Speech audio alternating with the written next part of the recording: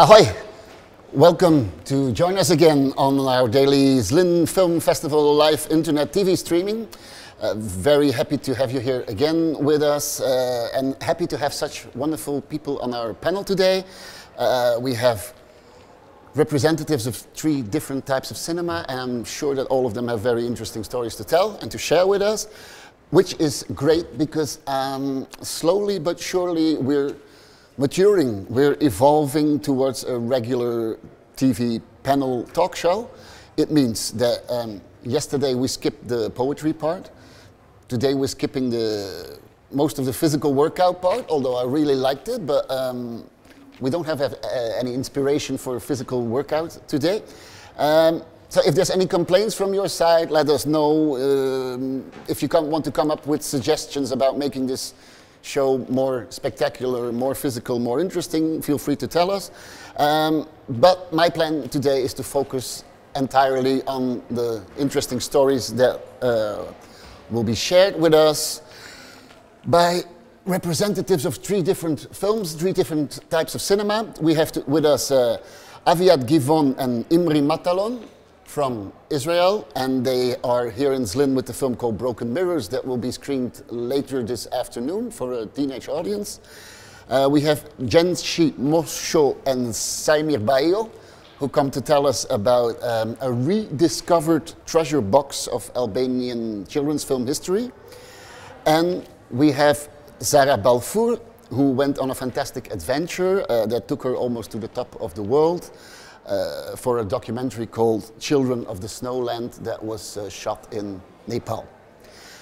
Aviad, Givon and Imri Matalon, your film will have its Zlín Festival premiere later today in the afternoon, I think. Feel free to grab a microphone. Yeah. And it tells about a very intense father and daughter relationship.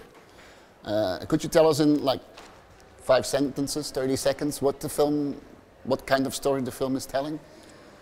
Okay, the film is about a girl that lives in a family where her father punishes her for every little mistake that she makes. And one day she makes a mistake that is too big for him to punish her, and he doesn't want to punish her for that. So she goes and seeks punishment for herself.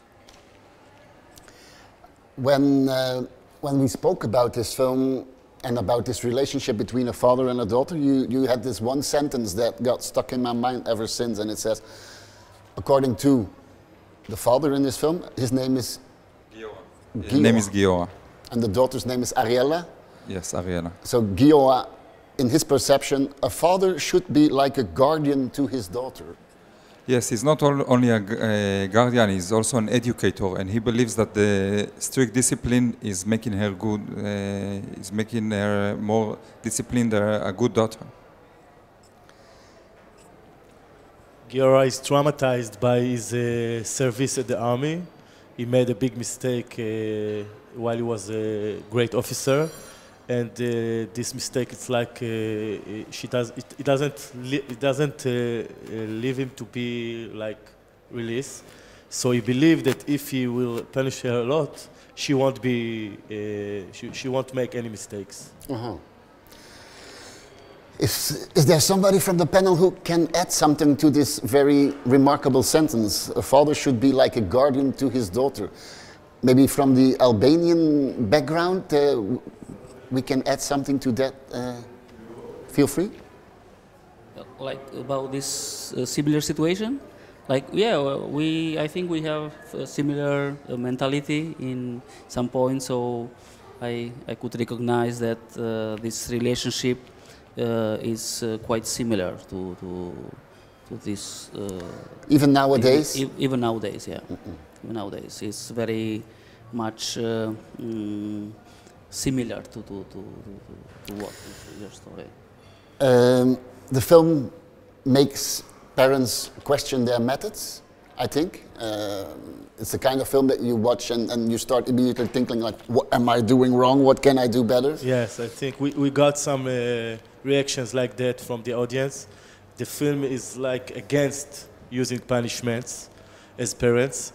After one of the screenings, one man came to speak with us, and he told me, "I will never punish my son again." And I think that was for us very important to reach. Do you have children? Yeah, I do. I have a little girl. She's almost 4.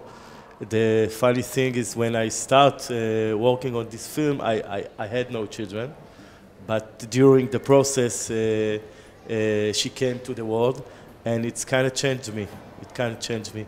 And I think every time I try to educate her, I'm thinking about the film and about the theme of the film.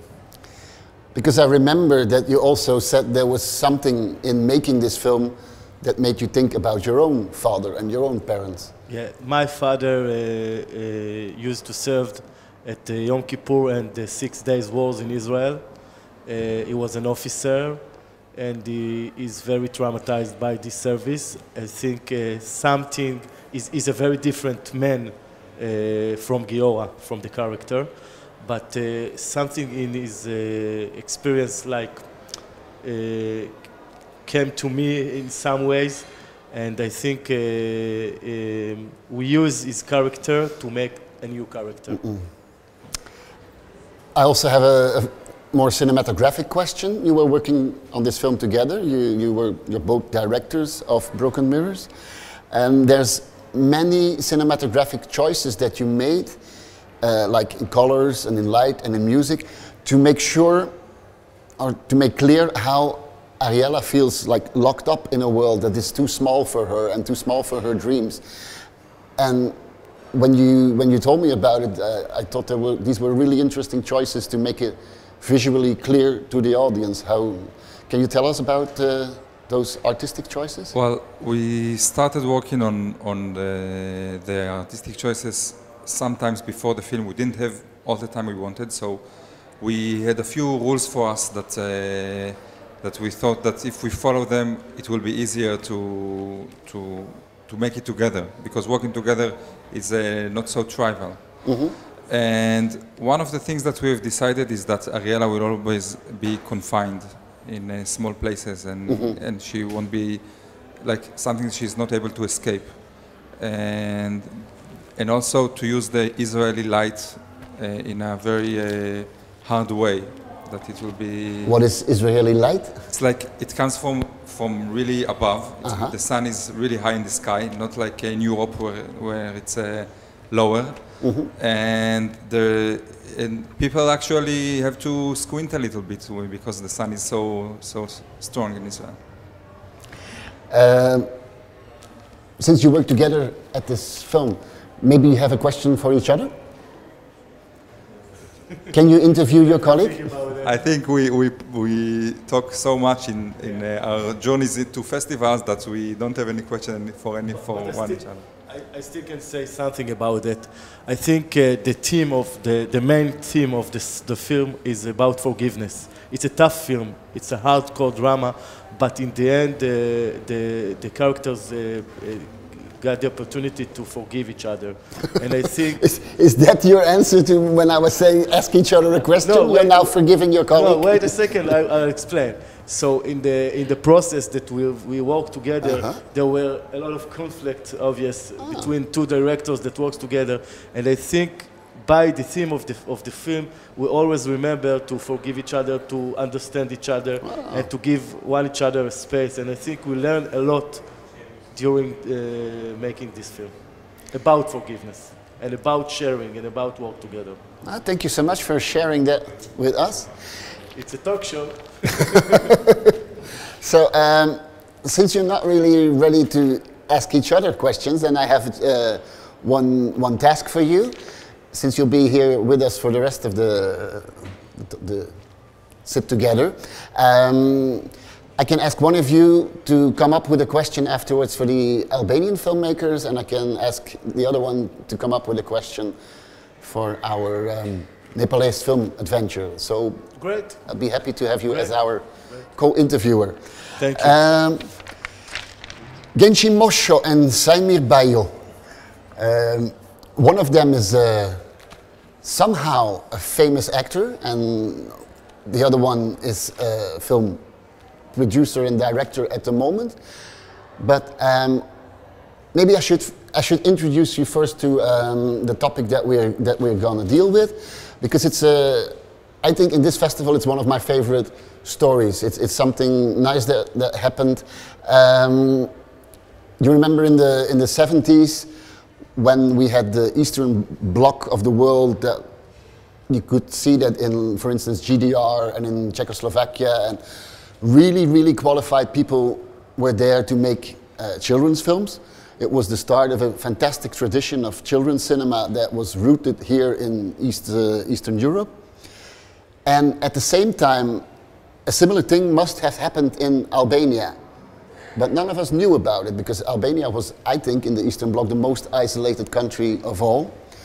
But apparently, there was especially one director, Xanfise Keko. She was a woman, which was already remarkable, I think, in that, under the given circumstances. And she made a series of fantastic films with young children, mainly, who were recently, let's say, discovered by the outside world. For instance, thanks to the help of Mark Cousins, the British film critic, who made an essay on Albanian cinema. People found out about this wonderful work of Xanfise Keko. Some of the copies now have been restored by the Albanian Film Museum, Film Archive. And it is, or it feels to me, like a kind of recognition for a genius filmmaker who died in 2007. And therefore, the Zlín Film Festival was really happy to invite two films of Xanfise Keko to the festival, Spoiled Mimosa and Tomka and His Friends. And we were even more excited about the fact that we found out that there is a fantastic, good-looking gentleman who once was a charming and good-looking child playing the main role in Tomka and His Friends. You were Tomka? No? Unë jam në rolin e gëzimit, se kuptova dhe pyetjen. Jam një nga rolet kryesore, pas Tomkës, kuptohet, por jam ke roli më specifik I filmit. He's not Tomka, the main character, but he is the Gazim, which is, if you remember, the little boy which was having these moments with a dog. Yeah, with a German black dog. He's the one who can sing. He's the one, yeah. He's the one which sings. Yes. It was very little boy. But he played in 5 of the films of Xanfise Keko, so that's, you have a lot of things to say. First, I want to ask about the position of Albania in those days. Because we know very little about it, and I know that Albania must have been, within this whole Eastern European bloc, the most isolated country. But is it true that her films were seen in Albania, but nowhere outside the country?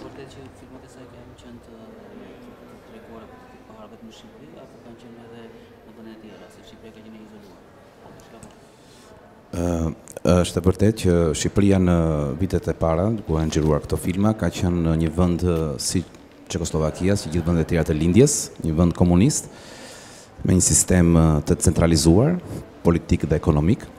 Dhe në këtë kuadër edhe filmi artistik shqiptar ishte brenda kësaj kornize. Actually, it is true that Albania was the most isolated country in Europe. And of course her films was shown in Albania, but yeah, it was difficult to show her films outside. Is what he says, but for what I know, I think that they win some prizes, like 3 prizes to Givon Film Festival. So because of this artistic values and also because of the story, I think that the film get the best prize. So yeah, it was in the let's say in this ideology of the communism, which was like, let's say, it was correct. So that's why she passed the censor. Yeah. Filmat e Xanfise Keko, regjizores talentuar Xanfise Keko, që ishte një nga regjizoret unikale në botë, e vetmja femër regjizore në botë në ato kohë, konkuronte në Gifonet Italisë dhe ne kemi marrë 3 çmime. 3 çmime nga cilat 2 herë kemi ngritur kupën e festivalit dhe një kemi marrë çmim të parë. Okay, at the time she was the only woman director, and that's also it was very interesting that they win for 3 times the Givon Film Festival, 2 times like a winner, so they get the best prize, and in one it was the second place. Filmat shqiptar pëlqeshin jo nga ideologjia që transmetoni më tepër, sesa nga morali dhe subjekti i filmit dhe i lojës artistike të fëmijëve aktor. Dhe për këtë ne fituam çmim disa herë. The film was selected and win because not of the ideological let's say establishment or whatever which was there in the background, but it's because of the artistic values of directing, acting, and the quality of the story. Unë mund të përqendrohem tash ke filmi Tomka, mund të ke filmi që ne po shfaqem këtu në Zlín të Çekisë, në festivalin e 59 International, dhe mund të them që është pritur me interes, transmeton një moral shumë të mirë të fëmijëve të vegjël, të cilët luftojnë kundër fashizmit, ishin gjermanët, fashistët, dhe thelbi kryesor i filmit ishte qeni. Qeni gjerman i cili ishte pengesë dhe ne duhet të eliminonin qenin gjerman për të ecur përpara me planet e tjera. Okay, Genci is saying that he have a fantastic experience now with the film, the festival that was shown, and he is concerned more about the morality of the story of the film. It means that the story was about these very little Albanian boys which fight against the fascists, like the Nazis, which is represented by this black dog, Goff, the German. And the way how they win or they deal against this enemy. You don't want me to ask any questions? I mean, you can of course continue, but it's okay. Because I was very interested in what you said about this political context, because Spoiled Mimosa as well has a certain political context. It's about the film contains a message about a sense of community, how you can live together and share. But then there's Tomka and his friends, who tells about German occupation, the fascist enemy, the partisans. It's also rooted in Albanian politics that we don't know so much about, I think. But how does this message, how did it stand the test of time? Is it still relevant?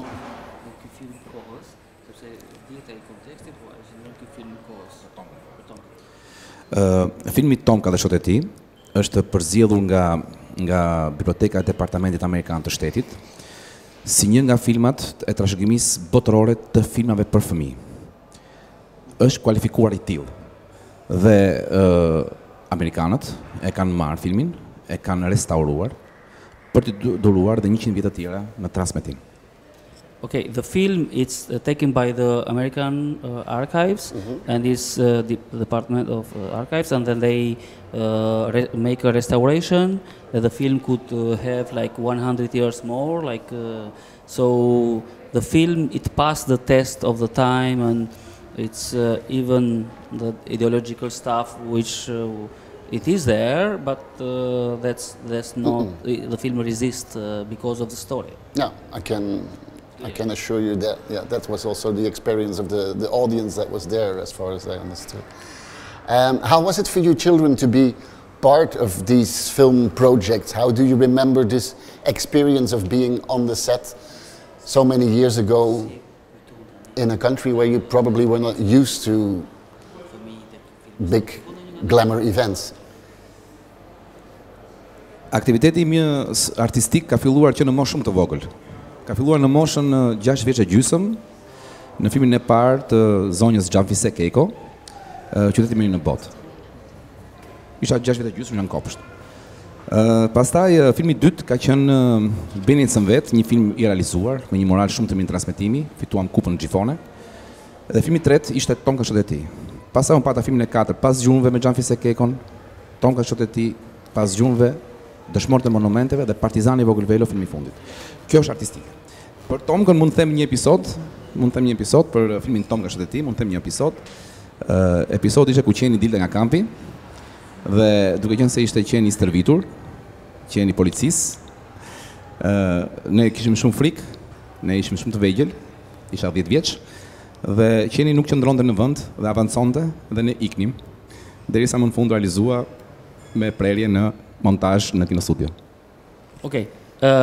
Basically, he says that he have participated to 5 films of Genci and mentioning all these films. And well, he remember the fact that this experience, this special experience working with a dog, which was a frontier dog, you know, like this German Shepherd that we use it for in the borders. That we was everybody was enemy of Albania, but yeah, nobody care about us. But let's say that was a special experience for him because it was a really fear, like to have that dog near and. Yeah, and they have an instructor, which was like a policeman, and he was there and when they was like hiding to some bushes, the dog, because it was trained for the enemies. So the dog looked at them with this aggressive, and they really was scared, and yeah, that was not easy for them for this scene. Okay. One last question for you. One thing that I noticed there was in the film was a very strong physicality. All the time when grown-ups are talking with children, when children are talking to each other, there's always hands around shoulders, there's always arms and hands touching each other. Is that in the Albanian nature of people, or was it because of the atmosphere on the set, you think, or is it an Albanian thing? I think that I can replay for that. Yeah. I think that this is in our culture. We are Mediterranean, we are very warm people, and we have this very easy and open contact. And one of the contacts that it's to us even to today, and it doesn't depend from any social level. The touching is a part of friendship, it's a part of communication, and I think it's not particularly for the, like in the film, it's just the characterization of the protagonist, and that's it. But if you come today to Albania, or if you meet Albanians, we always like touch or we kiss. You know, there is a typical Balkan thing. Thank you. It looks like this is something that was kept over the years, and it's also how I experienced it when I came to Albania, and that was also a part of my fantastic Albanian experience. I don't have a fantastic Nepalese experience yet, but I'm hoping to have one sooner or later. Zara, Balfour, your film is a documentary. It's called Children of the Snowland, and it's a documentary about a fantastic subject that you must have found somewhere. You follow 3 students at a boarding school, let's say, in the valley, who have been living in that school for more than 10 years. And you follow them on their long trip back to their native villages that they're going to visit for the first time. They're going to see their families again in so many years. Is that more or less the story, or do you want to come up with a better summary? What is the essence of the whole story? Yeah, exactly. No, you've summed it up pretty well. They're sent away from their families when they're 4 years old to get an education in the capital city, Kathmandu, which is in the valley, as you said, and they don't see their families for 10 to 12 years. So when they were 16, I trained the children in filmmaking and then went on this journey with them back up to actually where they come from, they're the highest villages in the whole world, highest inhabited villages. So I went with them and saw them, filmed them reconnecting with their families after 12 years. Sending your children like for 12 years to a school without seeing them, I know there's practical reasons behind it, but to me it sounds very tough, like education is more important than family. your priority is in education, and that's more important than being with your family. Is it like that, and is education so important? I think it's a terrible sacrifice that they have to make, and it's not something that the parents do easily. It's just that where they come from, you know, there's no school there, so they don't have a choice really. And their way of life, it hasn't changed for thousands of years. It's subsistence farming, and I think it's basically just the parents know that if they don't send their children away, then their children are going to live the same life that they have, which is the same life that they've lived for thousands of generations. And it's a tough life. It's waking up every day with the sun and farming until sunset, and then cooking the dinner, which takes about 4 hours, all by hand, no electricity, no mechanization, nothing. So it's, you know, it's really parents wanting a better life for their children. And at the moment, the only thing they can do to get that is to send the children away. So then you go on this, or the kids go and you go with them on this incredible journey under very tough circumstances. If you haven't seen the film, it's hard to imagine how extreme these conditions are. Can you tell about the trip that they have to make up the mountains to their native villages? Yeah, I mean, it's an incredibly long journey, and that's why the children don't get the chance to go home, you know, why they have to stay at school for 12 years, because from Kathmandu they have to take a bus for about 14 hours, then they have to take a plane up to the Himalayas, a couple of hours, and then they have to walk for up to 15 days. And that's 12 hours a day walking for 15 days through the Himalayas, like up, down, up, down, up, down, through, you know, the highest mountain passes in the world, sort of similar height to Everest Base Camp, to get back to their families. So it's extreme, and that's why they have to stay away so long. Then there's another challenge for them, I think. Seeing their families again, of course, it's a very touching moment, it's very moving, but it's also, in a way, confronting, because they alienated so much from the traditional village life, and it's kind of confronting to see how they live on a different wave now, especially when it comes to gender roles. It's quite, for them it's a new world opening up again that they've lost track with. Yeah, it's difficult when they go back. They've got the emotional, you know, reconnection of reconnecting with families. All the children sort of do feel slightly unloved, you know, that their parents threw them away. So they've got that to overcome as well, to try and understand why they were sent away. And then they're modern city kids. You know, Kathmandu it's a developing city and a developing country, but still, you know, they've got, they like breakdancing, they've got kind of Facebook, and, you know, there are a lot of like modern city comforts. And so going back to that village lifestyle is tough for them, and the parents also don't want to be taught by the children. The children want to teach their parents. I mean, just basic things like sanitation. You know, the villagers don't know that they need to wash their dishes after they eat. You know, they just lick the plates and then put them away, and then they'll eat again. So simple things like that. The children now know better. They know that they can actually sort of improve the villagers' health if they teach them, but the older generation are a little bit resistant to being told. And they also know that maybe the fathers could as well help a little bit in what has to be done. Exactly. In the school, like, it's very equal between men and women, and the children are taught, you know, gender equality, which is very much not the village way of life. So, yeah, so they see the men sitting around mostly drinking, whilst the women do all the work. I hope we still have time for our colleagues to ask you a question, but there's one more from me. You recently took your protagonists to London, which was yet another step in their path of life. How was that? Yeah, their second big journey in life. It was amazing. They really loved it. They came over for the premiere of the film in UK cinemas. And, you know, again, it blew their mind. London is as different to Kathmandu, almost, not quite, as the villages are to Kathmandu. So there were things they'd never seen before, like they'd never seen a washing machine, they'd never been on a train. They said London is like a fashion show, you know, everyone's very, I'm sure they think the same here in Zlín, you know, everyone's clothes are more considered, and whereas in Nepal they just get dressed. A couple of them are now studying fashion, so that for them was mind-blowing. You know, they've gone back with head full of ideas and businesses that they can start in Nepal. Okay. I'm afraid that the questions from your colleagues will come after the show. We surely have time to do that. I'm not sure if I ever saw a washing machine. Maybe you should explain us about what exactly that is. But very happy to have you here with us to come with stories from the Nepalese mountains, the country of Albania, and education and upbringing in Israel. Thank you so much. Looking forward to seeing our audience again tomorrow on our internet TV. Wishing you a wonderful festival day. Come to check out these films and see you around soon. Ahoy!